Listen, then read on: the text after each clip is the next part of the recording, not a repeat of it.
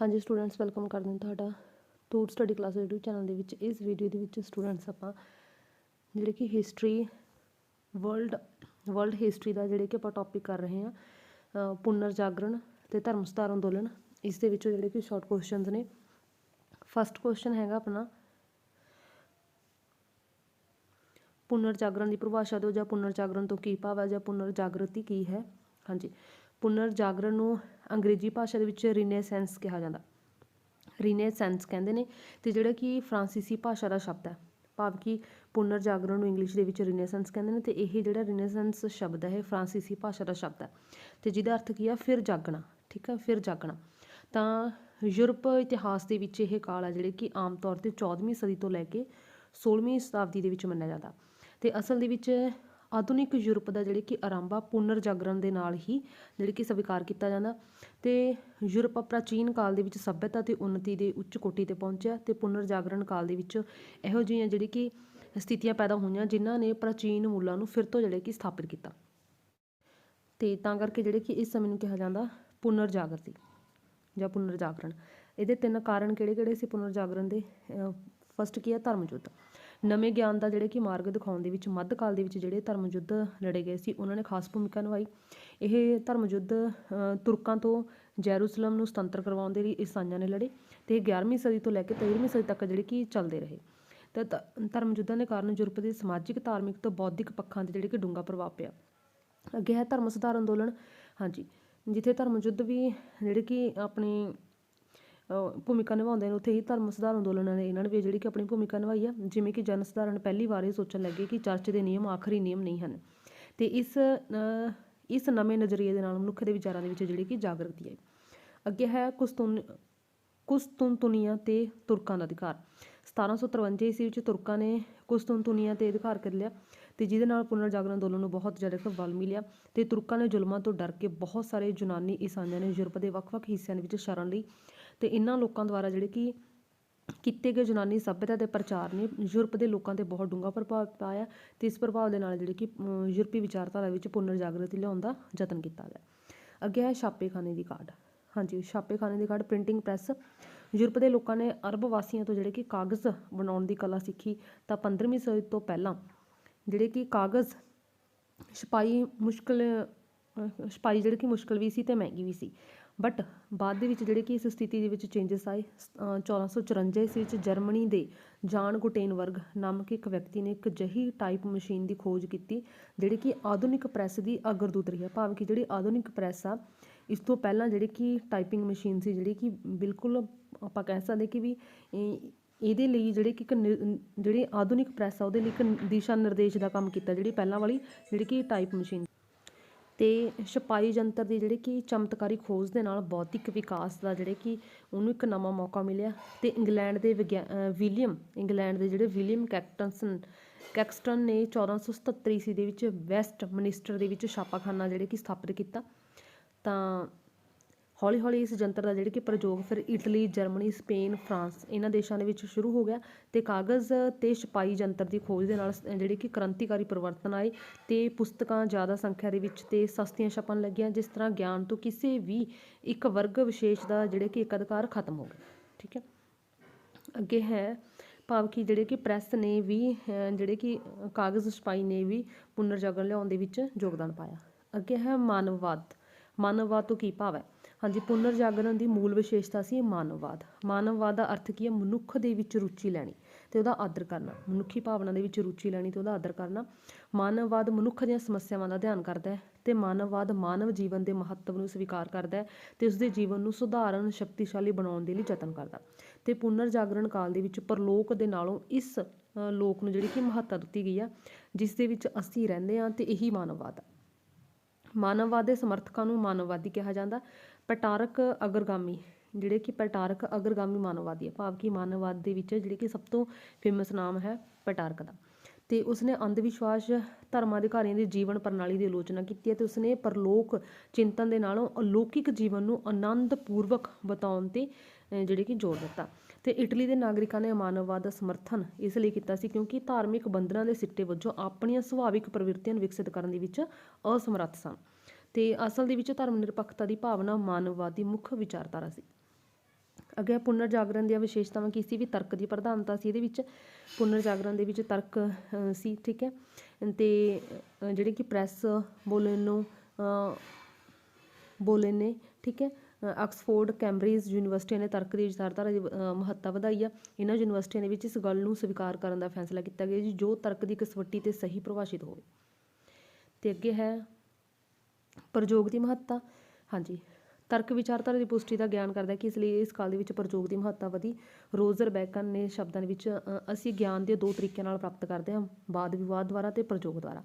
ਵਾਦ ਵਿਵਾਦ ਦੇ ਵਿੱਚ ਪ੍ਰਸ਼ਨਾਂ ਦਾ ਅੰਤ ਹੋ ਜਾਂਦਾ ਅਤੇ ਅਸੀਂ ਉਸ ਤੇ ਵਿਚਾਰ ਕਰਨੀ ਬੰਦ ਕਰ ਦਿੰਦੇ ਹਾਂ ਅਤੇ ਬਟ ਇਸ ਦੇ ਵਿੱਚ ਪਰਿਣਾਮ ਨਹੀਂ ਹੁੰਦੇ। ਇਸ ਦੇ ਨਾਲ ਨਾ ਤਾਂ ਸ਼ੰਕਾ ਖਤਮ ਹੁੰਦੀ ਅਤੇ ਨਾ ਹੀ ਦਿਮਾਗ ਦੀ ਸੰਤੁਸ਼ਟੀ ਹੁੰਦੀ ਹੈ। ਅਤੇ ਇਹ ਗੱਲ ਉਦੋਂ ਤੱਕ ਨਹੀਂ ਹੁੰਦੀ ਜਦੋਂ ਤੱਕ ਜਿਹੜੇ ਕਿ ਅਨੁਭਵ ਪ੍ਰਯੋਗ ਦੁਆਰਾ ਸੱਚ ਦੀ ਪ੍ਰਾਪਤੀ ਨਹੀਂ ਹੋ ਜਾਂਦੀ। ਸੱਚ ਤਾਂ ਇਹ ਕਿ ਰੋਜ਼ਰ ਬੇਕਨ ਪ੍ਰਯੋਗਾਤਮਕ ਖੋਜ ਪ੍ਰਣਾਲੀ ਦਾ ਪਹਿਲੂ ਹੁੰਦਾ ਅਤੇ ਪ੍ਰਯੋਗ ਵਿਧੀ ਦਾ ਪ੍ਰੇਰਿਤ ਹੋ ਕੇ ਗੈਲੀਓ ਨੇ ਕੋਪਰਨਿਕਸ ਦੇ ਸਿਧਾਂਤ ਨੂੰ ਜਿਹੜੇ ਕਿ ਸਿੱਧ ਕੀਤਾ। ਅਗਲਾ ਹੈ ਪੁਨਰ ਜਾਗਰਣ ਦੀਆਂ ਪ੍ਰਾਪਤੀਆਂ। ਹਾਂਜੀ, ਪ੍ਰਾਪਤੀਆਂ ਕੀ ਸੀ?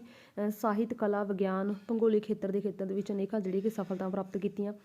ਸਾਹਿਤ ਦੇ ਖੇਤਰ ਵਿੱਚ ਇਤਾਲਵੀ, ਫਰਾਂਸੀਸੀ, ਅੰਗਰੇਜ਼ੀ ਲੇਖਕਾਂ ਨੇ ਬਹੁਤ ਸਾਰੇ ਰਚਨਾਵਾਂ ਲਿਖੀਆਂ। ਦਾਂਤੇ ਨੇ ਡਿਵਾਈਨ ਕਮੇਡੀ ਦੀ ਰਚਨਾ ਕੀਤੀ। ਹਾਂਜੀ, ਸ਼ਾਰਟ ਕੁਐਸਚਨ 'ਚ ਵੀ MCQs ਲਈ ਵੀ ਇੰਪੋਰਟੈਂਟ ਹੁੰਦਾ ਕਿ ਡਿਵਾਈਨ ਕਮੇਡੀ ਦੀ ਰਚਨਾ ਕਿਸ ਨੇ ਕੀਤੀ? ਦਾਂਤੇ ਨੇ। ਪੈਟਾਰਕ ਨੇ ਪ੍ਰਸਿੱਧ ਮਹਾਕਾਵ ਸੀਪੀਓ ਐਫਰੀਕੈਨਸ ਲਿਖਿਆ। ਪੈਟਾਰਕ ਦੀ ਰਚਨਾ ਸੀ ਮਹਾਕਾਵ ਸੀ ਸੀਪੀਓ ਐਫਰੀਕੈਨਸ। ਮੈਕਾਵਲੀ ਨੇ ਦੀ ਪ੍ਰਿੰਸ ਦੀ ਰਚਨਾ ਕੀਤੀ। ਜਿਓਫਰੇ ਜੌਨਸਨ ਨੇ ਕੈਂਟਰਬਰੀ ਟੇਲਸ ਦੀ ਅਤੇ ਵਿਲੀਅਮ ਸ਼ੇਕਸਪੀਅਰ ਨੇ ਮਰਚੈਂਟ ਆਫ ਵੀਨਸ ਦੀ ਅਤੇ ਰੋਮੀਓ ਜੂਲੀਅਟ, ਹੈਮਲੇਟ ਇਹ ਜਿਹੜੇ ਰਚਨਾਵਾਂ ਲਿਖੀਆਂ। ਅਤੇ ਕਲਾ ਦੇ ਖੇਤਰ ਦੇ ਵਿੱਚ ਲਿਓਨਾਰਦੋ ਦਾ ਵਿੰਚੀ, ਸਾਂਜੀਓ ਰਾਫੇਲ ਅਤੇ ਤੀਤੀਆਨ ਨੇ ਵੀ ਬਹੁਤ ਯੋਗਦਾਨ ਪਾਇਆ। ਅਤੇ ਸੰਗੀਤ ਦੇ ਖੇਤਰ ਦੇ ਵਿੱਚ ਸਾਜ਼ ਸੰਗੀਤ, ਕੰਠ ਸੰਗੀਤ ਦਾ ਵੱਖੋ ਵੱਖਰਾ ਜਿਹੜੇ ਕਿ ਪ੍ਰਭਾਵ ਹੋਇਆ। ਅਤੇ ਪੁਨਰ ਜਾਗਰਣ ਕਾਲ ਦੇ ਵਿੱਚ ਵਿਗਿਆਨ ਦੇ ਖੇਤਰ ਵਿੱਚ ਬਹੁਤ ਖੋਜਾਂ ਕੀਤੀਆਂ ਗਈਆਂ। ਇਸ ਦੇ ਵਿੱਚ ਕੋਪਰਨਿਕਸ, ਜੌਨ ਕੈਪਲਰ, ਗੈਲੀਓ ਅਤੇ ਨਿਊਟਨ ਇਹਨਾਂ ਵਿਗਿਆਨੀਆਂ ਨੇ ਵੀ ਯੋਗਦਾਨ ਪਾਇਆ। ਅਤੇ ਜਰਮਨੀ ਦੇ ਜਾਨ ਗੁਟੇਨਬਰਗ ਨੇ ਛਾਪੇਖਾਨੇ ਦੀ ਖੋਜ ਕੀਤੀ ਅਤੇ ਇਸ ਦੇ ਨਾਲ ਕੁਤਬਨੁਮਾ ਦੀ ਇਜਾਜ਼ਤ ਵੀ ਹੋਈ। ਅਤੇ ਪੁਨਰ ਜਾਗਰਣ ਕਾਲ ਦੇ ਦੌਰਾਨ ਜਿਹੜੀ ਕਿ ਭੂਗੋਲਿਕ ਖੇਤਰ ਦੇ ਵਿੱਚ ਬਹੁਤ ਸਾਰੀਆਂ ਪ੍ਰਾਪਤੀਆਂ ਹੋਈਆਂ। ਅੱਗੇ ਹੈ ਦਾਂਤੇ ਕੌਣ ਸੀ? ਹਾਂਜੀ, ਦਾਂਤੇ 1265 ਤੋਂ 1321 ਈਸਵੀ ਤੱਕ ਜੀਵਨ ਕਾਲ ਆ। ਇਟਲੀ ਦਾ ਇੱਕ ਮਹਾਨ ਕਵੀ ਸੀ ਦਾਂਤੇ, ਇਟਲੀ ਦਾ ਸੀ। ਅਤੇ ਇਸ ਦੀ ਤੁਲਨਾ ਯੂਨਾਨੀ ਵਿਦਵਾਨ ਹੋਮਰ ਦੇ ਨਾਲ ਕੀਤੀ ਜਾਂਦੀ ਹੈ। ਦਾਂਤੇ ਦੀ ਤੁਲਨਾ ਹੋਮਰ ਦੇ ਨਾਲ ਕੀਤੀ ਜਾਂਦੀ ਹੈ, ਠੀਕ ਹੈ। ਜਿਹੜੇ ਕਿ ਹੋਮਰ ਸੀ ਇਹ ਯੂਨਾਨੀ ਵਿਦਵਾਨ ਸੀ ਅਤੇ ਦਾਂਤੇ ਸੀ ਇਟਲੀ ਦਾ, ਠੀਕ ਹੈ, ਇਟਲੀ ਦਾ ਕਵੀ ਸੀ। ਅਤੇ ਇਸ ਨੇ ਡਿਵਾਈਨ ਕਮੇਡੀ ਇੱਕ ਸੰਸਾਰ ਪ੍ਰਸਿੱਧ ਰਚਨਾ ਲਿਖੀ ਹੈ। ਦਾਂਤੇ ਦੀ ਕਿਹੜੀ ਰਚਨਾ? Divine comedy. ਅਤੇ ਇਹ ਇੱਕ ਮਨਘੜਤ ਕਥਾ ਅਤੇ ਇਸ ਦੇ ਵਿੱਚ ਯਾਤਰਾ ਦਾ ਜਿਹੜੇ ਕਿ ਚਿੱਤਰ ਪੇਸ਼ ਕੀਤਾ ਗਿਆ। ਦਾਂਤੇ ਇਸ ਮਨਘੜਤ ਯਾਤਰਾ ਦੇ ਵਿੱਚ ਨਰਕ ਅਤੇ ਸਵਰਗ ਦੀ ਯਾਤਰਾ ਕਰਵਾਉਂਦਾ। ਭਾਵ ਕਿ ਜਿਹੜੀ ਡਿਵਾਈਨ ਕਮੇਡੀ ਇਹਦੇ ਵਿੱਚ ਇੱਕ ਯਾਤਰਾ ਦਾ ਵਰਣਨ ਕੀਤਾ ਗਿਆ। ਉਹ ਯਾਤਰਾ ਕਿਹੜੀ ਆ? ਨਰਕ ਅਤੇ ਸਵਰਗ ਦੀ ਯਾਤਰਾ। ਸਭ ਤੋਂ ਪਹਿਲਾਂ ਅਸੀਂ ਨਰਕ ਵਿਚਲੇ ਦੁੱਖਾਂ ਅਤੇ ਦਰਦਾਂ ਦਾ ਨਜ਼ਾਰਾ ਦੇਖਦੇ ਹਾਂ। ਇਸ ਦੇ ਬਾਅਦ ਅਸੀਂ ਪਾਪ ਮੋਚਨ ਸਥਾਨ ਦੇਖਦੇ ਹਾਂ ਜਿੱਥੇ ਸੰਜਮ ਅਤੇ ਕਠੋਰ ਜੀਵਨ ਨਾਲ ਆਤਮਾ ਸ਼ੁੱਧ ਹੁੰਦੀ ਹੈ ਅਤੇ ਸਵਰਗ ਦੀ ਯਾਤਰਾ ਆਰੰਭ ਹੁੰਦੀ ਹੈ ਅਤੇ ਇੱਥੇ ਆਨੰਦ ਸੁੱਖ ਦੀ ਪ੍ਰਾਪਤੀ ਹੁੰਦੀ ਹੈ। ਅਤੇ ਇਸ ਪ੍ਰਕਾਰ ਇਸ ਯਾਤਰਾ ਦਾ ਆਰੰਭ ਦੁੱਖ ਤੋਂ ਹੁੰਦਾ ਅਤੇ ਅੰਤ ਆਤਮਿਕ ਸੁੱਖ ਦੇ ਨਾਲ ਹੁੰਦਾ। ਅਤੇ ਦਾਂਤੇ ਨੇ ਇਸ ਲਈ ਇਸ ਨੂੰ ਕਾਮੇਡੀ ਕਿਹਾ, ਠੀਕ ਹੈ। ਇਸ ਪੁਸਤਕ ਦਾ ਪ੍ਰਮੁੱਖ ਉਦੇਸ਼ ਕੀ ਸੀ? ਮਨੁੱਖ ਨੂੰ ਨੈਤਿਕ ਅਤੇ ਸੰਜਮੀ ਜੀਵਨ ਬਤੀਤ ਕਰਨ ਦੀ ਪ੍ਰੇਰਨਾ ਦੇਣਾ। ਅੱਗੇ ਹੈ ਮੈਕਾਵਲੀ। ਹਾਂਜੀ, ਮੈਕਾਵਲੀ 1469 ਤੋਂ ਲੈ ਕੇ 1527 ਈਸਵੀ ਤੱਕ ਫਲੋਰੈਂਸ ਦਾ ਜਿਹੜੇ ਕਿ ਨਿਵਾਸੀ ਸੀ ਅਤੇ ਇਹਨੇ ਸੈਕਰੇਟਰੀ ਦੇ ਰੂਪ ਦੇ ਵਿੱਚ ਕਈ ਸਾਲਾਂ ਤੱਕ ਨੌਕਰੀ ਕੀਤੀ ਆ ਮੈਕਾਵਲੀ ਨੇ। ਅਤੇ ਯੂਨਾਨੀ ਅਤੇ ਲਾਤੀਨੀ ਭਾਸ਼ਾ ਦੇ ਅਧਿਐਨ ਦੇ ਨਾਲ ਜਿਹੜੇ ਕਿ ਉਸਦੇ ਗਿਆਨ ਦੇ ਵਿੱਚ ਕਾਫੀ ਵਾਧਾ ਹੋਇਆ ਸੀ ਅਤੇ ਉਹ ਚਰਚ ਦੀਆਂ ਬੁਰਾਈਆਂ ਦਾ ਸਖਤ ਆਲੋਚਕ ਸੀ ਅਤੇ ਉਹਨੇ ਰਾਜਨੀਤੀ ਨਾਲ ਸੰਬੰਧਿਤ ਪੁਸਤਕ ਲਿਖੀ ਸੀ ਪ੍ਰਿੰਸ। ਅਤੇ ਇਸ ਪੁਸਤਕ ਦੇ ਵਿੱਚ ਉਹਨੇ ਰਾਜਨੀਤਿਕ ਸਮੱਸਿਆਵਾਂ ਅਤੇ ਪ੍ਰਥਾਵਾਂ ਦੇ ਨਾਲ ਨਾਲ ਸ਼ਾਸਨ ਸੰਬੰਧੀ ਜਿਹੜੇ ਕਿ ਨਿਯਮਾਂ ਦਾ ਵੀ ਬਹੁਤ ਹੀ ਸੁੰਦਰ ਢੰਗ ਦੇ ਨਾਲ ਵਰਣਨ ਕੀਤਾ ਸੀ। ਅਤੇ ਉਸਨੇ ਧਰਮ ਨੂੰ ਰਾਜਨੀਤੀ ਤੋਂ ਅਲੱਗ ਕੀਤਾ ਸੀ ਅਤੇ ਉਹਦੇ ਦੁਆਰਾ ਉਲੀਕੇ ਗਏ ਨਿਯਮਾਂ ਦਾ ਪਾਲਣ ਕਰਦੇ ਹੋਏ ਅਨੇਕ ਯੂਰਪੀ ਸਮਰਾਟ 16ਵੀਂ 17ਵੀਂ ਸਦੀ ਦੇ ਵਿੱਚ ਰਾਸ਼ਟਰੀ ਰਾਜਾਂ ਦਾ ਨਿਰਮਾਣ ਕਰਨ ਦੇ ਵਿੱਚ ਸਫਲ ਹੋਏ।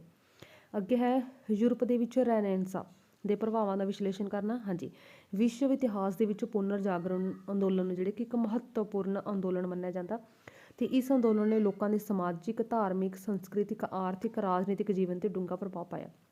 ਅਤੇ ਪੁਨਰ ਜਾਗਰਣ ਦੇ ਨਾਲ ਲੋਕਾਂ ਦੇ ਵਿੱਚ ਜਗਿਆਸਾ ਦੀ ਭਾਵਨਾ ਪੈਦਾ ਹੋਈ। ਉਹਨਾਂ ਦਾ ਦ੍ਰਿਸ਼ਟੀਕੋਣ ਵਿਗਿਆਨਿਕ ਹੋਇਆ। ਉਹਨਾਂ ਦੇ ਵਿੱਚ ਮਨੁੱਖਵਾਦ ਦੀ ਜਿਹੜੀ ਕਿ ਭਾਵਨਾ ਵਿਕਸਿਤ ਹੋਈ। ਅਤੇ ਇਸ ਕਾਲ ਦੇ ਵਿੱਚ ਔਰਤਾਂ ਦੀ ਸਥਿਤੀ ਦੇ ਵਿੱਚ ਵੀ ਸੁਧਾਰ ਆਇਆ। ਉਹਨਾਂ ਨੂੰ ਮਰਦਾਂ ਦੇ ਬਰਾਬਰ ਅਧਿਕਾਰ ਮਿਲੇ। ਪੁਨਰ ਜਾਗਰਣ ਨੇ ਚਰਚ ਦੀ ਜਿਹੜੀ ਸ੍ਰੇਸ਼ਟਤਾ ਸੀ ਅਤੇ ਮਹੱਤਤਾ ਉਹਨੂੰ ਡੂੰਘੀ ਸੱਟ ਪਹੁੰਚਾਈ। ਲੋਕਾਂ ਨੇ ਅੰਧ ਵਿਸ਼ਵਾਸ ਨੂੰ ਛੱਡ ਦਿੱਤਾ ਅਤੇ ਤਰਕ 'ਤੇ ਜ਼ੋਰ ਦੇਣ ਲੱਗੇ, ਲੌਜੀਕਲ ਸੋਚਣ ਲੱਗੇ।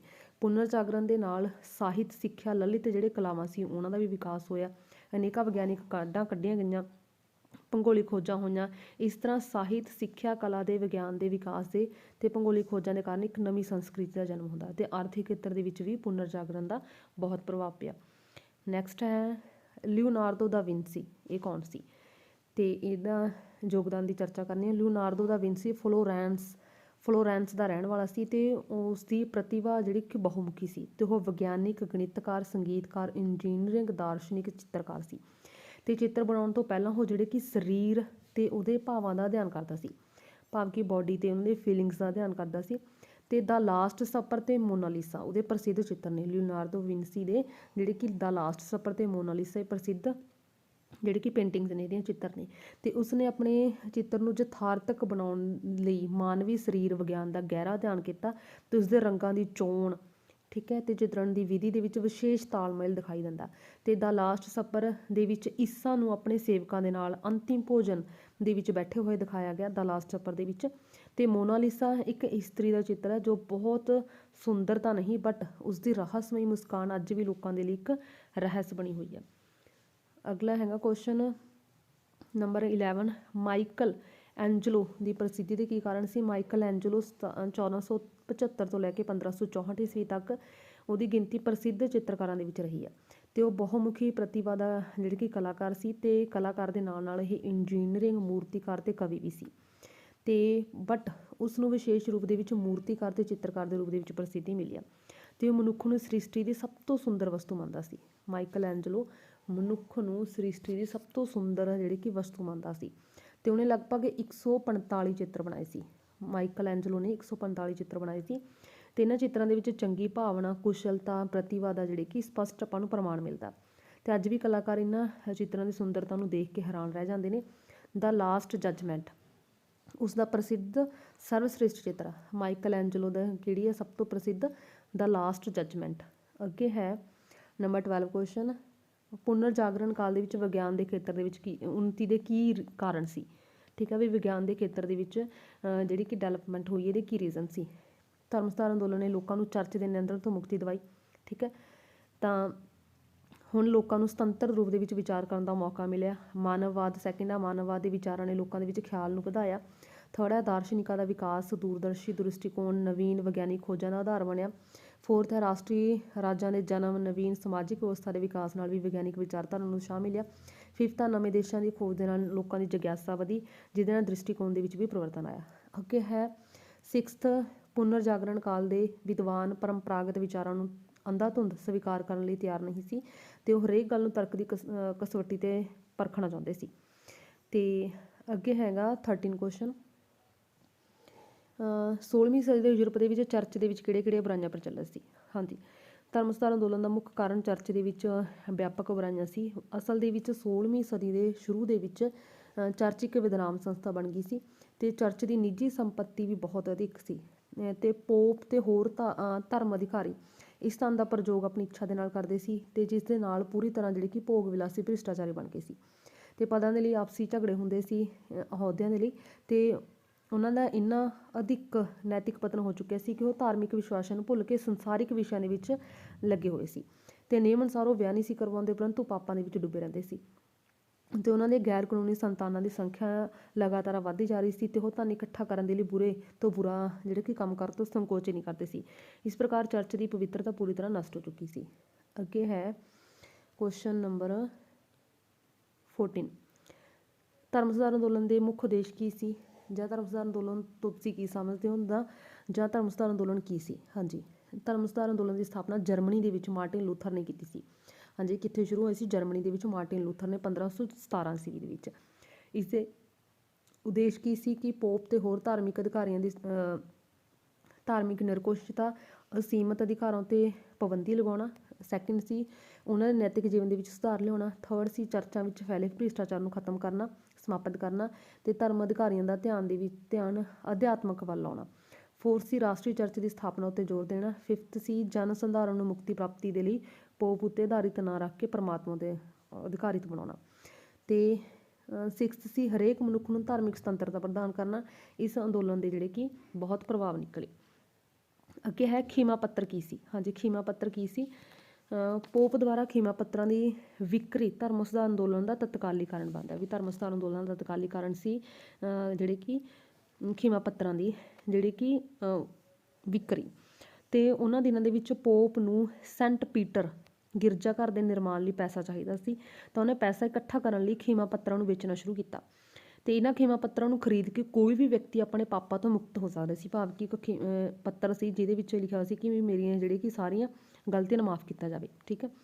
ਅਤੇ ਇਹਦੇ ਨਾਲ ਉਹ ਜਿਹੜੇ ਕਿ ਪਾਪਾਂ ਤੋਂ ਮੁਕਤ ਹੋ ਜਾਂਦਾ ਸੀ ਕੋਈ ਵੀ ਵਿਅਕਤੀ। ਤਾਂ 1517 ਈਸਵੀ ਵਿੱਚ ਟੈਂਟਜੈਲ ਨਾਮਕ ਇੱਕ ਪਾਦਰੀ ਖੀਮਾ ਪੱਤਰਾਂ ਨੂੰ ਵੇਚਣ ਦੇ ਲਈ ਵਟੇਨਬਰਗ ਪਹੁੰਚਦਾ। ਤਾਂ ਜਦ ਉਹ ਉੱਥੇ ਖੀਮਾ ਪੱਤਰ ਵੇਚ ਰਹੇ ਸੀ ਤਾਂ ਮਾਰਟਿਨ ਲੂਥਰ ਨੇ ਉਹਦਾ ਵਿਰੋਧ ਕੀਤਾ।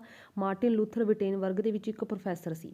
ਤਾਂ ਚਰਚ ਦੇ ਵਿੱਚ ਪਾਏ ਜਾਂਦੇ ਦੋਸ਼ਾਂ ਦੇ ਕਾਰਨ ਉਹਦੇ ਮਨ ਦੇ ਵਿੱਚ ਪਹਿਲੇ ਹੀ ਚਰਚ ਦਾ ਜਿਹੜੇ ਕਿ ਵਿਰੁੱਧ ਤੂਫਾਨ ਉੱਠ ਰਿਹਾ ਸੀ।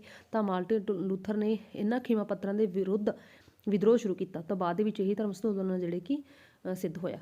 ਅੱਗੇ ਹੈ ਮਾਰਟਿਨ ਲੂਥਰ ਉੱਤੇ ਨੋਟ ਲਿਖਣਾ, ਵੀ ਮਾਰਟਿਨ ਲੂਥਰ ਹੈ ਜਿਹੜੇ ਕਿ ਕੌਣ ਸੀ, ਜਾਂ ਧਰਮ ਸੁਧਾਰ ਅੰਦੋਲਨ ਦੇ ਵਿੱਚ ਮਾਰਟਿਨ ਲੂਥਰ ਦਾ ਕੀ ਯੋਗਦਾਨ ਸੀ। ਮਾਰਟਿਨ ਲੂਥਰ 1483 ਤੋਂ ਲੈ ਕੇ 1546 ਈਸਵੀ ਤੱਕ ਜਰਮਨੀ ਦੇ ਵਿੱਚ ਧਰਮ ਸੁਧਾਰ ਅੰਦੋਲਨ ਦਾ ਜਿਹੜੇ ਕਿ ਪ੍ਰਵਰਤਕ ਰਿਹਾ।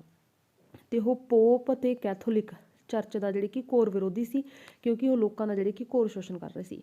ਅਤੇ ਇਸ ਤੋਂ ਇਲਾਵਾ ਜਿਹੜੇ ਕਿ ਉਹ ਭ੍ਰਿਸ਼ਟ ਹੋ ਚੁੱਕੇ ਸੀ। ਅਤੇ ਮਾਰਟਿਨ ਲੂਥਰ ਦੇ ਜਿਹੜੇ ਕਿ ਵਿਚਾਰ ਸੀ, ਉਸਨੇ ਈਸਾ ਅਤੇ ਬਾਈਬਲ ਦੀ ਸ਼ਕਤੀ ਨੂੰ ਸਵੀਕਾਰ ਕੀਤਾ ਅਤੇ ਚਰਚ ਦੀ ਮਹੱਤਤਾ ਨੂੰ ਕੋਈ ਸਥਾਨ ਨਾ ਦਿੱਤਾ। ਸੈਕਿੰਡ ਸੀ, ਉਸਨੇ ਇਸ ਗੱਲ ਦਾ ਪ੍ਰਚਾਰ ਕੀਤਾ ਕਿ ਚਰਚ ਦੁਆਰਾ ਨਿਰਧਾਰਿਤ ਕੰਮਾਂ ਤੋਂ ਮੁਕਤੀ ਨਹੀਂ ਮਿਲ ਸਕਦੀ, ਇਸ ਲਈ ਪਰਮਾਤਮਾ ਵਿੱਚ ਅਟੁੱਟ ਵਿਸ਼ਵਾਸ ਹੋਣਾ ਚਾਹੀਦਾ। ਥਰਡ ਸੀ, ਕਿਸੇ ਵੀ ਵਿਅਕਤੀ ਨੂੰ ਨਿਆਂ ਨਾਲੋਂ ਉੱਪਰੋਂ ਨਾ ਸਮਝਿਆ ਜਾਵੇ। ਫੋਰਥ, ਚਰਚ ਦੇ ਚਮਤਕਾਰ ਵਿਅਰਥ। ਅੱਗੇ ਹੈ ਫਿਫਥ, ਚਰਚ ਦੇ ਵਿੱਚ ਭ੍ਰਿਸ਼ਟਾਚਾਰ ਨੂੰ ਖਤਮ ਕਰਨੀ, ਪਾਦਰੀ ਨੂੰ ਵਿਆਹ ਕਰਕੇ ਸੱਭਿਆ ਨਾਗਰਿਕ ਵਾਂਗ ਰਹਿਣ ਦਾ ਅਧਿਕਾਰ ਦਿੱਤਾ ਜਾਵੇ। 17 ਧਰਮ ਵਿਰੋਧੀ ਧਰਮ ਸੁਧਾਰ ਅੰਦੋਲਨ ਤੋਂ ਕੀ ਭਾਵ ਹੈ, ਜਾਂ ਯੂਰਪ ਦੇ ਵਿੱਚ ਧਰਮ ਸੁਧਾਰ ਪ੍ਰਤੀਕਿਰਿਆ ਕਿਹੜੇ ਕਾਰਨਾਂ ਕਰਕੇ ਹੋਈ। ਵਿਰੋਧੀ ਧਰਮ ਸੁਧਾਰ ਅੰਦੋਲਨ ਦਾ ਜਨਮ ਧਰਮ ਸੁਧਾਰ ਅੰਦੋਲਨ ਦੇ ਕਾਰਨ ਹੋਇਆ। ਅਸਲ ਦੇ ਵਿੱਚ ਕੈਥੋਲਿਕ ਧਰਮ ਦੇ ਵਿੱਚ ਬਹੁਤ ਸਾਰੇ ਦੋਸ਼ ਆ ਗਏ ਸੀ, ਪਰੰਤੂ ਰੋਮਨ ਕੈਥੋਲਿਕ ਧਰਮ ਨੇ ਉਹਨਾਂ ਨੇ ਇਸ ਗੱਲ ਦੇ ਵੱਲ ਕੋਈ ਧਿਆਨ ਨਾ ਦਿੱਤਾ, ਅਤੇ ਜਿਸ ਦੇ ਨਤੀਜੇ ਵਜੋਂ ਧਰਮ ਸੁਧਾਰ ਅੰਦੋਲਨ ਨੇ ਕਾਫੀ ਜ਼ੋਰ ਪਕੜ ਲਿਆ ਅਤੇ ਯੂਰਪ ਦੇ ਕਈ ਦੇਸ਼ਾਂ ਦੇ ਵਿੱਚ ਰੋਮਨ ਚਰਚ ਤੋਂ ਅਲੱਗ ਹੋ ਗਏ। ਅਤੇ ਇਹਦੇ ਨਾਲ ਰੋਮਨ ਕੈਥੋਲਿਕ ਲੋਕਾਂ ਨੂੰ ਚਿੰਤਾ ਹੋਣ ਲੱਗੀ, ਅਤੇ ਹੁਣ ਉਹਨਾਂ ਦਾ ਧਿਆਨ ਜਿਹੜੇ ਕਿ ਰੋਮਨ ਚਰਚ ਦੇ ਦੋਸ਼ਾਂ ਨੂੰ ਦੂਰ ਕਰਨ ਦੇ ਵੱਲ ਹੋ ਗਿਆ। ਅਤੇ ਉਹਨਾਂ ਨੇ ਪ੍ਰੋਟੈਸਟੈਂਟ ਧਰਮ ਦੀ ਗਤੀ ਨੂੰ ਰੋਕਣ ਦੇ ਲਈ ਯਤਨ ਕਰਨੇ ਸ਼ੁਰੂ ਕੀਤੇ, ਅਤੇ ਉਹਨਾਂ ਨੇ ਰੋਮਨ ਚਰਚ ਦੇ ਵਿੱਚ ਕਈ ਸੁਧਾਰ ਕੀਤੇ, ਜਿਸ ਦੇ ਨਤੀਜੇ ਵਜੋਂ ਕੈਥੋਲਿਕ ਧਰਮ ਦਾ ਆਦਰ ਮਾਣ ਫਿਰ ਤੋਂ ਵਧਣ ਲੱਗਿਆ। ਅਤੇ ਰੋਮਨ ਚਰਚ ਦੇ ਵਿੱਚ ਸੁਧਾਰਾਂ ਦੇ ਕਾਰਨ ਪ੍ਰੋਟੈਸਟੈਂਟ ਧਰਮ ਦੀ ਪ੍ਰਗਤੀ ਦੇ ਵਿੱਚ ਵੀ ਕਾਫੀ ਰੁਕਾਵਟ ਪਈ। ਸੋ ਇਹ ਸੀ ਤੁਹਾਡੇ ਸ਼ਾਰਟ ਕੁਐਸਚਨਸ। ਥੈਂਕਸ।